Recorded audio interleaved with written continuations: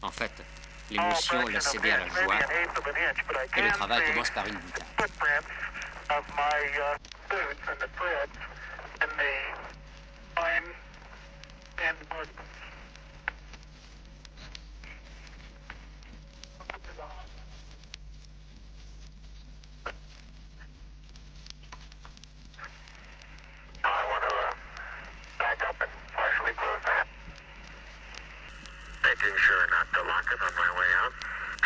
Lorsqu'Aldrin rejoint son compagnon, Armstrong lui recommande surtout de ne pas fermer la porte derrière lui. Le travail des astronautes, c'est la mise en place d'instruments et en premier lieu, l'installation d'une feuille qui va 2 heures durant être exposée au vent solaire avant d'être rapportée à la surface de la Terre. Et il appartient à Armstrong et Aldrin d'apprendre à marcher sur la Lune. C'est facile. Beaucoup plus facile qu'on ne l'imaginait. La science-fiction nous avait annoncé que sur la Lune, l'homme pourrait effectuer des bonds à 2 mètres de hauteur. Ce serait théoriquement possible, mais ils expérimentent plusieurs techniques. Ils découvrent que l'attitude la plus favorable, c'est une inclinaison du buste et un écartement des pieds. En quelques quarts d'heure, ils vont donner l'impression d'avoir toujours vécu sur la Lune. De nombreux objets seront laissés par Armstrong et Aldrin, dont un drapeau américain et une plaque commémorative qui avait été placée sur l'étage de descente d'Eagle. Les hommes des générations futures viendront la voir. Ils liront qu'en ce jour, pour la première fois, des hommes arrivèrent sur la Lune et qu'ils exprimèrent des intentions pacifiques.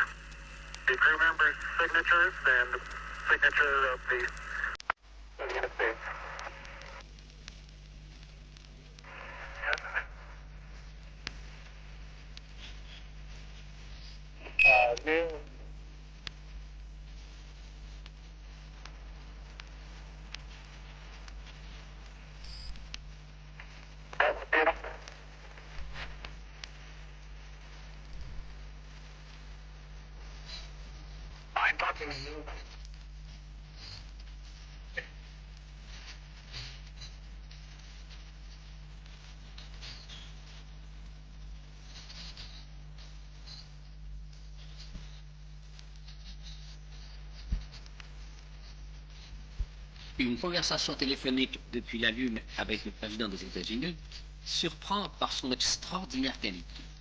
Elle révèle l'infrastructure attendue.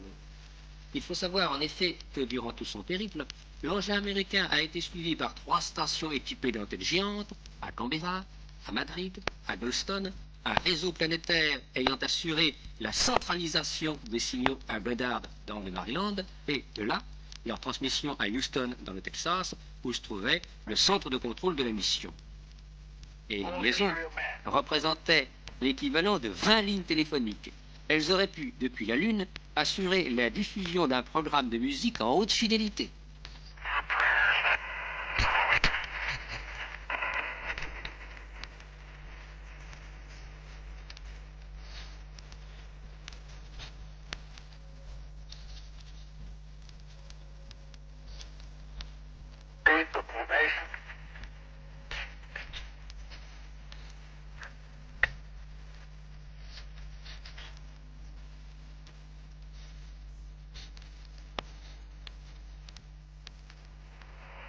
Cette communion entre la Terre et Apollo a été particulièrement émouvante.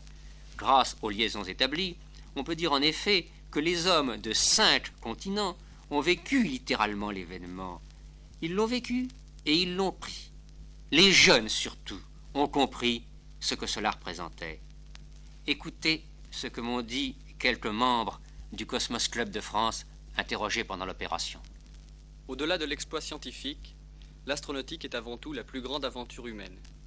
L'espace ne transforme pas seulement la vie matérielle, mais également la vie spirituelle des hommes. Hier, l'homme subissait le progrès. Aujourd'hui, il le recherche. Demain, l'espace sera notre vie, car à chaque instant, nous aurons recours à ses applications. L'espace est le nouveau visage de la soif de conquête de l'homme. Pour la première fois, cette conquête est pacifique. La famille humaine devient une réalité. L'espace, c'est l'évolution normale de l'humanité. Dans ces déclarations, il faut voir un véritable manifeste. Les jeunes, en effet, sentent bien qu'un processus irréversible a été enclenché. Nous sommes engagés dans un mouvement fantastique. Et depuis la Lune, il sera possible d'avoir enfin une connaissance globale de la Terre. Oui, l'espace, c'est la perspective d'une révolution technique par laquelle les problèmes des hommes pourront demain recevoir une solution alors qu'il n'y en avait pas dans le cadre traditionnel. Cette révolution technique devant se doubler d'une révolution morale. Parce que sur la Lune, tout est différent. Parce que l'homme ne retrouve pas les problèmes auxquels, à la surface de la Terre, il accordait son attention. De ces problèmes, il découvre soudain le caractère relatif, le caractère contingent.